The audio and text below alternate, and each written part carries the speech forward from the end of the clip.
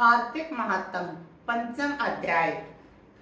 कार्तिक तथा अन्य मासों में किए जाने वाले इन पवित्र व्रतों की जानकारी प्राप्त करने के बाद नारद जी के मन में यह जानने की अभिलाषा जागी कि कार्तिक मास के लिए सर्वश्रेष्ठ व्रत कौन सा है। उन्होंने इस बारे में ब्रह्मा जी से पूछा।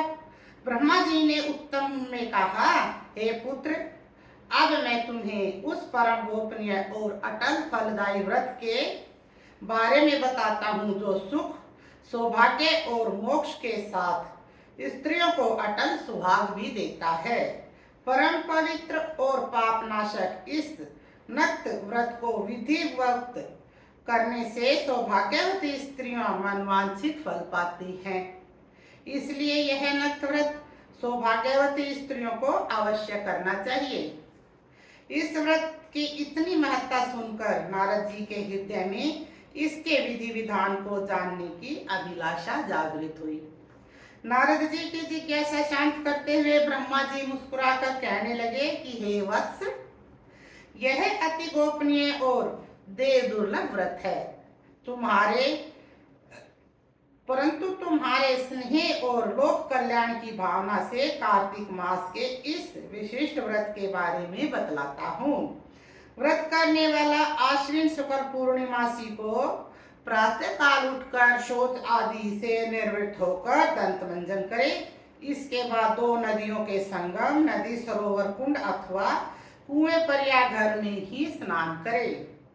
व्रत के एक दिन पहले सिर नहीं धोवे, वह व्रत वाले दिन विधि पूर्वक स्नान करे और पवित्र भावना से विधाता का स्मरण करे तथा व्रत का संकल्प इस प्रकार करे कि हे जगत के रचयिता और कर्ता, आप कृपा करके मेरे पति देव की रक्षा तथा मेरी संतान की वृद्धि कीजिए। फिर सूर्य का जाप करके सूर्य को नतमस्तक हो प्रणाम करें। उस दिन सुंदर वस्त्र और आभूषण धारण करें। दिन में भोजन अथवा जलपान कदापि न करें। पूरे दिन निराहार रहकर भजन कीर्तन पूजा में दिन व्यतीत करना चाहिए। पूजन विधि के बारे में ब्रह्मा जी ने कहा कि सायंकाल में हमारी यानी के ब्रह्मा जी की चांदी के पात्र में दूध डालकर पूजा करनी चाहिए। सोना, चांदी, तांबा अथवा मिट्टी की ब्रह्मा जी की प्रतिमा बनाए, उसको लाल वस्त्र पहनाए और विधि पूर्वक पूजन करें।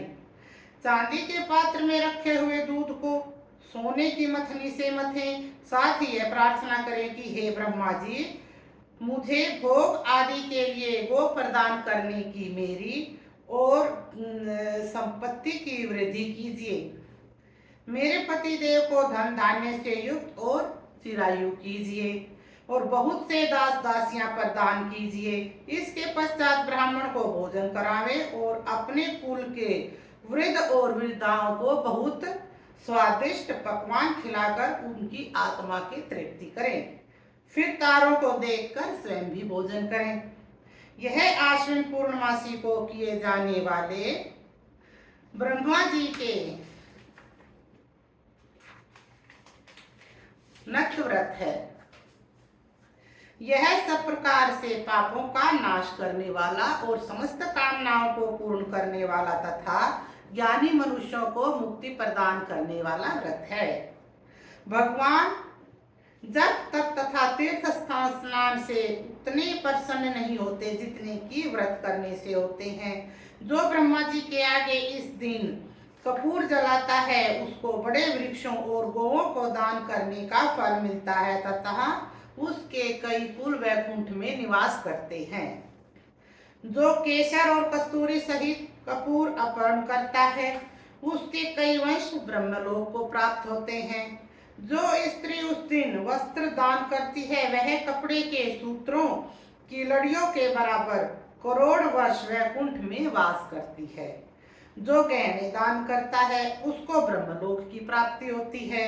जो स्त्री हृदय से ब्रह्मा जी का नाम लेती है और मस्तक पर निर्माल्य धारण करती है वह सदा सौभाग्यवती और पतिव्रता बनी रहती है।